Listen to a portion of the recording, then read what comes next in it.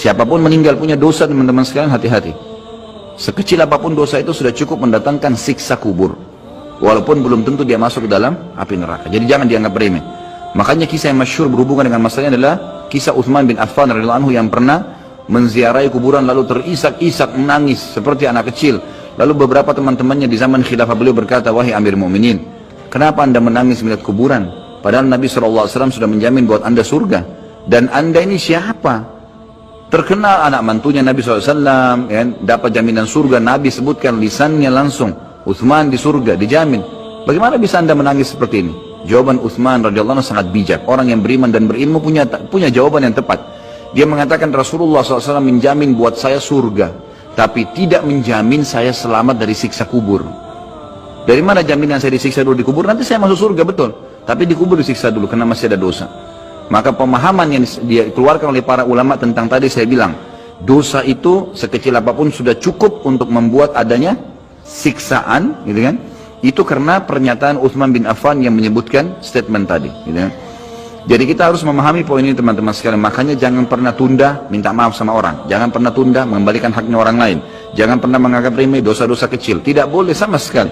Karena kita akan lihat nanti salah satu penyebab azab kubur adalah tidak cebok pada saat kencing. Masalah kecil yang dianggap kecil oleh orang, gitu kan? Banyak orang anggap remeh. Maaf, banyak saudara-saudara kita yang membawa taksi, kendaraan umum di luar sana, kemudian kadang-kadang kita lihat di pinggir jalan kebelet kencing, main mampir sembarangan saja, ya, kencing sembarangan, tidak membersihkan dirinya. Ini berbahaya, penyebab azab kubur. Kata ulama, kalau kencing saja itu sudah menjadi penyebab, bagaimana dengan buang air besar? Bagaimana dengan orang junub tidak mandi? Bagaimana dengan hal-hal yang lebih besar lagi, gitu kan? Karena memahami hukum-hukum syari seperti ini, kalau hal yang kecil saja dilarang, berarti hal yang besar lebih pantas untuk dilarang. Kalau hal kecil saja mendatangkan azab, berarti hal yang lebih besar lebih pantas mendatangkan azab. Jadi harus hati-hati, gitu kan? Kalau amal ibadah kecil kita kerjakan sudah besar pahalanya, bagaimana dengan amal yang wajib misalnya, atau amal yang besar yang kita kerjakan? Kalau umrah fadilahnya besar, berarti haji lebih besar. Kalau sholat sunnah besar, tahajud, maka sholat 5 waktu lebih besar pahalanya, dan seterusnya. Jadi poin-poin ini dalam mukaddimah kita harus difahamin baik-baik, gitu kan? Terutama yang terakhir saya ucapkan tadi, hati-hati teman-teman sekalian. Saya juga tahu diri saya pasti punya salah, tapi saya mengajak diri saya dan jemaah sekalian untuk beristighfar kepada Allah, bertaubat. Jangan tunda pengembalian haknya orang lain, meminta maaf kalau punya kesalahan. Jangan tunda-tunda, jangan bilang nanti Idul Fitri baru saya minta maaf. Nggak ada perintah dalam agama seperti itu. Sebelum pejamkan mata nanti malam minta maaf semua. Dan orang cerdas adalah orang yang tidak menyiapkan musuh pada hari kiamat. Hati-hati. Jangan siapkan musuh siapapun dia. Maka harus ini, ya, kembalikan semua hak-hak orang, minta maaf. Kalau pernah mengambil barang orang yang tidak jelas, kembalikan. Kalau tidak, sedekahkan sejumlah itu. Semua selesaikan. Jangan ada masalah. Ya, jangan pernah ada masalah. Jangan siapkan musuh. Imam Bukhari rahimahullah pernah berhenti berburu hanya karena meleset anak panahnya kena pagar tetangganya, gitu kan? Diajak teman-temannya, kita memanah yuk, berburu. Beliau senang berburu.